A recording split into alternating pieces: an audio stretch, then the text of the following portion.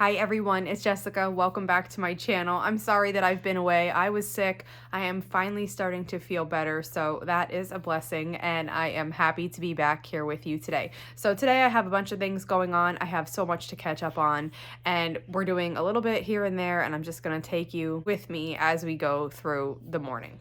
So let's get started. So today I'm making sourdough rye. I have the dough resting here. And I'm also filming this for a video, so this recipe will be coming soon. I'm also working on quilting this quilt. I started this like 2 days ago and I've just been going really slow at it, but I don't have too much left. This is my newest pattern that will be coming out, I'm hoping this week, and I just love how it's looking so far. So I am going to advance this and get the next row quilting.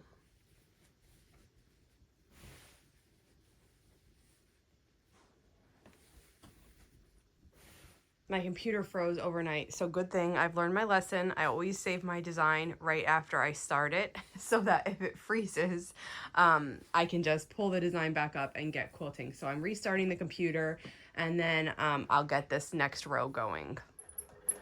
Okay, we're back in business now. The quilting is starting. I think I just have this row and then a little bit of one more row after this. So I'm so excited to finish this up today. Next, I am in my basement checking on my plants. So these plants got sorely neglected last week. They need water desperately. There are a lot that are wilted. I probably will lose some of them. I wasn't able to get down here and take care of them, so I'm gonna water them today and just see what happens. So I've gotten questions on this setup when I just showed it briefly once before. I just have 2 sturdy wire racks. These are from Lowe's.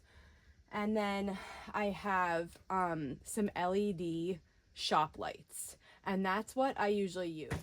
Now this setup has grown greatly, and I usually just add to it like a little bit each year. I started out with 1 grow light suspended on this like pole type thing, and 1 card table. And from there, I've just added at each point I can. Last year I got some lights for Christmas. I got the heat. I had this one big heat mat here that I got for Christmas, and I just add like a little bit at a time. So the setup's pretty good now, but you know, as always, there's improvements that can be made, and I try to just improve a little bit, like I said, each year. So I do use the heat mat. It's not on right now. I only use that for when I'm starting seeds. And then otherwise, they just sit here like this with the lights on. I keep the lights on maybe 12 hours a day.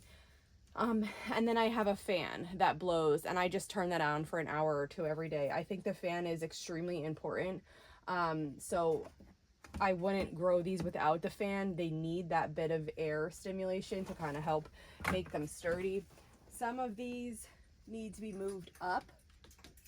I move the lights up as the seedlings grow, and some of them need to be moved up right now. All of these will be ready to start hardening off, you know, pretty soon. My cold weather stuff is in the garden. I'm gonna walk you out and show you that in a minute. There's like 2 trays left that I didn't get planted last week, and I probably will stick them in, but it's getting kind of warm here, so that stuff is gonna start to struggle soon. So I'm going to fill up my water jugs and keep watering these until they're all set. So I brought you out to show you my garden, parts of it anyway. It's mostly a mess. I have to weed it. At the end of the season, like last year, I just usually let it go and then I weed it in the spring. So I have garlic all here. This is the first time I'm planting garlic here. I usually plant it in a raised bed in the other garden, which I'll show you in a minute, but it's looking nice. Under here, under these 2, I have cabbages, cauliflowers, broccoli, some kale, and then just a few lettuces in the beginning of this one. And this is the first year I'm growing it under netting. I usually have a lot of problems with pests eating the cabbages and everything before I get them, or like if the broccoli does grow, it's filled with like worms and it's gross. So I'm trying to grow it under netting. I need to get better things to secure it here, but it seems like it's going well so far. I do have an animal coming in and eating things, so these with the netting look okay. I have one batch over here. I had shade cloth on it, but it was really windy last night and the wind just completely blew it off, so I have to fix that shade cloth, but that's the one that keeps getting eaten. And I have shade cloth on it as a test because this is the first time I ever am using that as a test, because a lot of my, oh, you can see here, look, this got knocked off and this is getting eaten. That's kale. And I don't know what it is, if it's deer or if it's a groundhog, I'm not sure. But a lot of my Asian vegetables bolt before I can enjoy them in the spring. And I was going to just stop growing them and just try to do it in the fall. But I thought, let me just try one time with shade cloth to see if it matters. And I don't know, this one here is already going to seed. That back one looks kind of tall, which probably means it is soon too. So I'm just gonna experiment this year and see. I have, this is like an Asian, this is tatsoi. This one already flowered and I pulled the stalk off, so we'll just see what happens. Otherwise, it looks really nice. The shade cloth was helping keep that animal away. I don't think the holes on the shade cloth are small enough to protect against a cabbage moth. So I think I probably do need to get some netting up here for that before that cabbage moth comes out and starts being a problem. So I have to get this all recovered. These are just little hoops that go over, so I need to push the hoops back into the ground and get this recovered. I'm gonna do that now. Let me just show you the lettuce quick. So besides onions, which I desperately need to weed, these are my onions, I have lettuces planted, and the lettuces are looking really good. Surprisingly enough, nothing is eating these. They're only eating the kale, like the brassica family stuff, so I don't know why. But these lettuces are looking really good. I did have a cloth over this, you know, a mesh, but I took it off and nothing has eaten it since then, so we'll see. But they look really good. I've tried some new lettuces this year. I do love growing lettuce, and I try seed from everywhere. I also have some peas in the back here.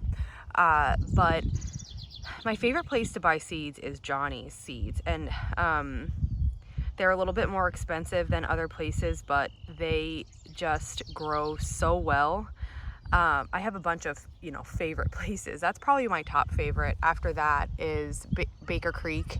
And then I like some other companies. There's one called Pine Tree Seeds that I love. And, you know, I just go through their catalogs in the winter and pick out what looks really nice to grow.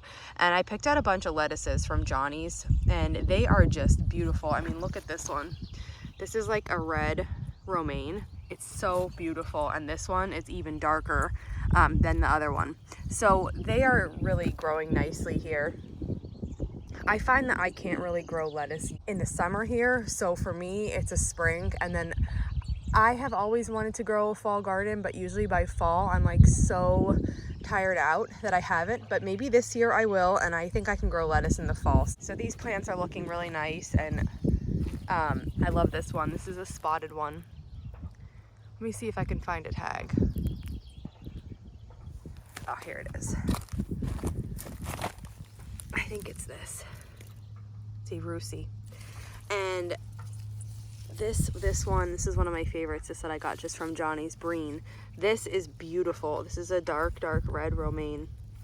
Anyway, they all look so nice. I love growing things. Probably started planting in this garden like maybe 4 years ago. The first year it wasn't much. I just laid down some weed barrier and we put some holes in it and I planted. It didn't do great. It's hard to water this garden for me. We don't have any you know, like irrigation set up, and the hose doesn't really reach, so I usually have to do it all with watering cans. So it is a real challenge. This is a huge garden and it's a challenge to do that every year. So the first year wasn't good. Second year, was about the same as the first year. The next one, I changed the layup, and this was probably last year. I changed the layup, and I did these like how I just showed, how the whole bed is free and there's no weed barrier or anything there. And I like growing like this because you can grow things close together and it's easy to change the crop that you're growing.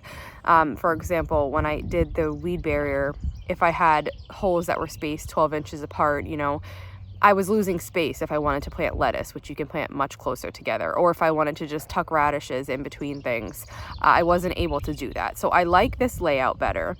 And then this year, we have some scrap wood that I started adding as just like little ledges to the beds, and I'll show you just in 1 second on the onions if you didn't notice. And it's only on one side. This property is on a hill, so it's only on the side that goes down the hill, so the soil doesn't wash away, and it helps keep the water in too when I'm watering.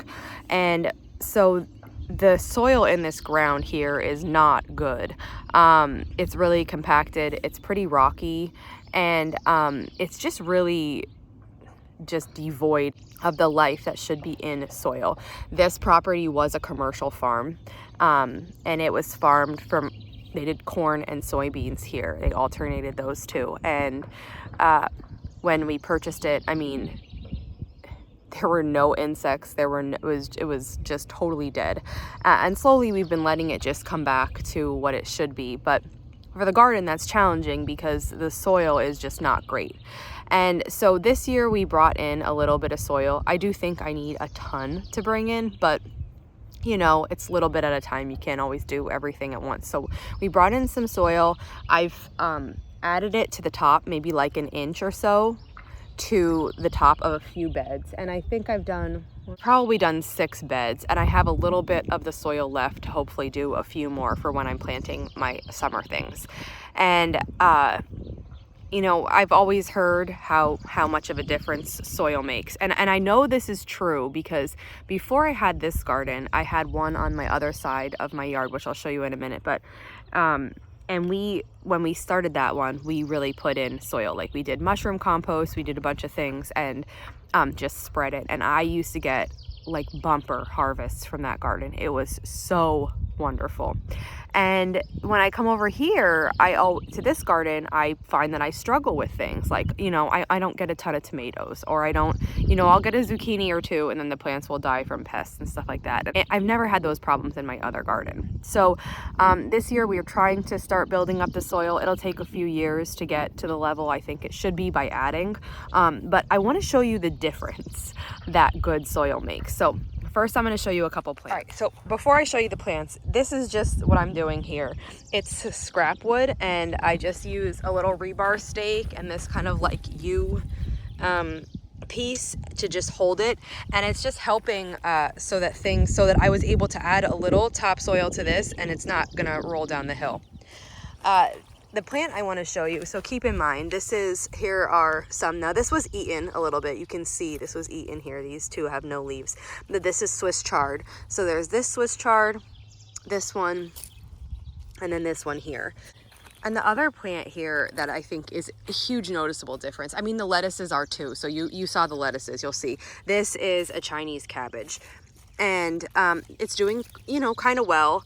I don't know if it's going to bolt soon, but right now it's pretty low to the ground, and this is what it looks like. Now, we made 4 raised beds in my other garden, and my kids are each planting in those. And let me show you the difference that really good soil makes. So this actually was my old garden. It's close to pine trees, which are here and on the other side. And we were having problems with like small things eating. And because there's protection of the trees, like the hawks and things around, really couldn't get to them. So we're changing things up a little bit, and this garden has 4 raised beds now, and the other side will eventually have a chicken coop. And look at the difference. I mean, I just can't. I mean, it's so amazing. So these lettuces, everything in here was planted a week or 2 later than I planted outside in my other garden. Look at these lettuces. I mean, the other ones are beautiful, but these are just, look at this, almost ready to pick the entire head. And they're so beautiful. So this is the lettuce. Now, each of my kids has their own that they're planting in, so this is also lettuce. But look at these 3 Swiss chard plants compared to what was in the other garden. And my favorite, I mean the biggest, these kale.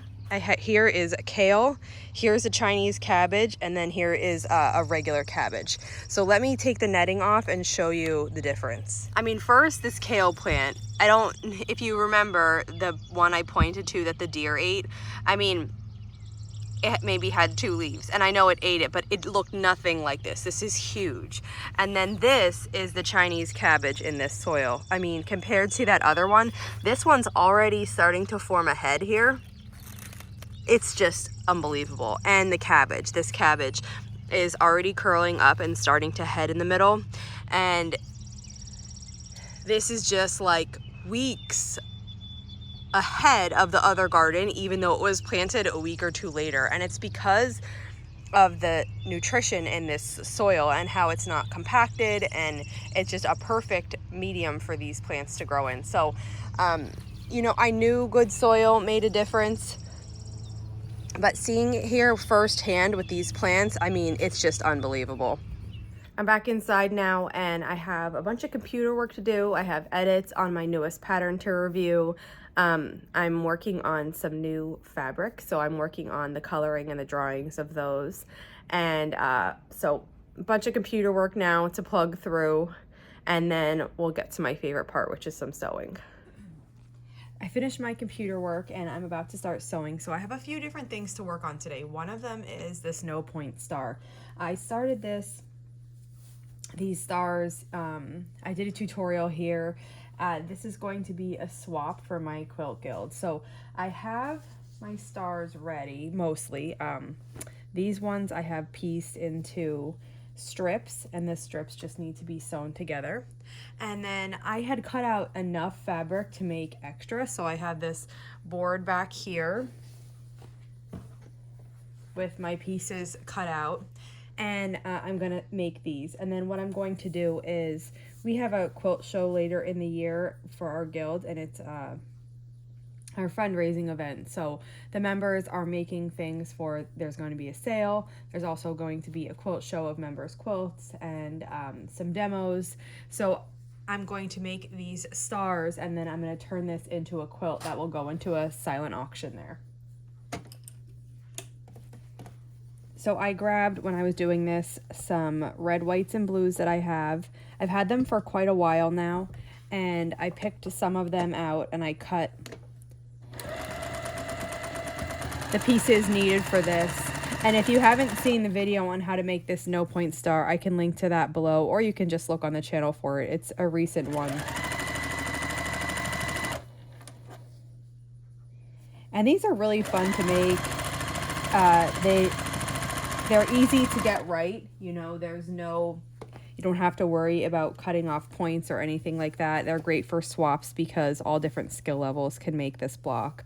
And so I am having fun putting these together. And for a while, I had like huge stacks of red, white, and blue just sitting on my table. And then last week I was sick, but there was like one point where I was like, I think maybe I could try to sew, and I didn't end up having the energy. But what I did do was I sort through the piles that I had cut, and I laid them out onto this board that I just showed you. And that just makes it easy now, because when I'm ready to sew those, I know I have all the pieces for each block, and I can just start sewing the star legs and then just start putting them together like this.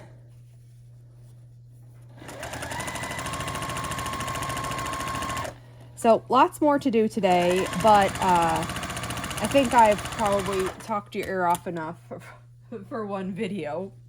So I'm going to wrap it up here, and I will see you back here very soon.